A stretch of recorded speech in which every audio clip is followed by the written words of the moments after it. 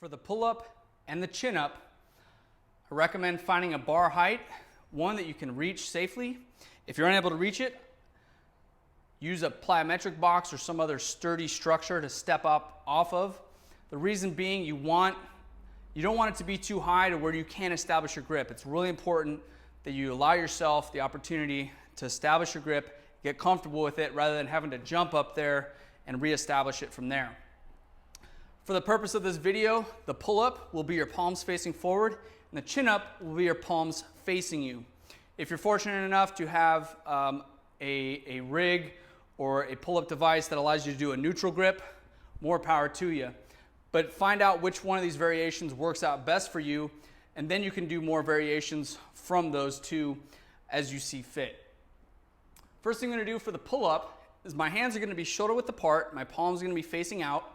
You're going to want to have your hands just outside shoulder width. You don't want to be too far out. It can complicate the position of the shoulders, so we want to keep it in tight. We also don't want it right in front of our shoulders, just outside of them, so that as we pull up, the forearms can stay vertical and the elbows will rest securely right next to the rib cage as we pull up. I'm going to establish a nice firm grip, thumb and fingers wrapped around, make sure my wrists are straight, make sure they're not bent back like so.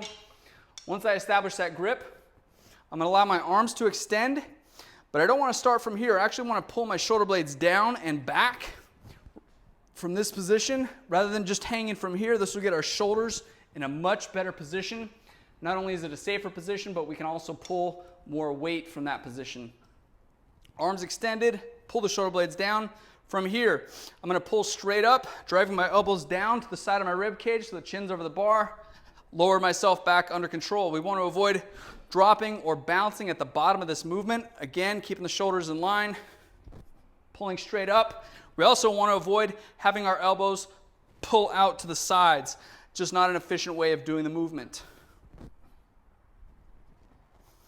As you pull up, you also want to stay in a nice straight line. We want to avoid having the neck protrude forward, which will also in turn have the upper back round forward.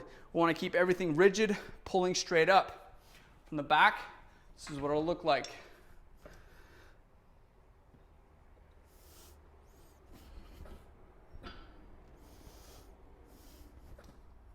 Allow the arms to fully extend. We want to avoid stopping right here and then pulling straight up, but we also want to avoid coming down too far that our shoulders come out of position. With the chin up, it's going to be very similar.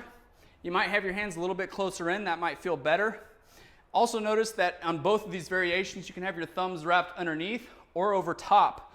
For some people, if they ever have wrist pain or wrist issues, it actually feels more comfortable to have the thumb over top on either one of these because that thumb is tied to so much in that wrist joint.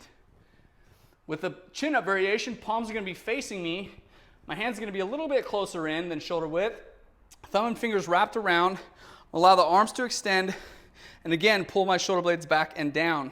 From this position, keeping the forearms vertical, tucking the arms in tight till that chin's over the bar, lowering myself back down under control. Again, with this one, we want to avoid driving the elbows out to the side. There's also a variation between these two known as the mixed grip pull-up. You can have one palm facing you, one palm out. Same rules will apply as you pull up, shoulder blades pulled down and back. Keep the elbows in tight till that chin is over the bar. Key things with this movement: establish a nice tight grip. Make sure both hands are equal distance from the center. Maintain a nice rigid upright posture as you move up and down in this movement.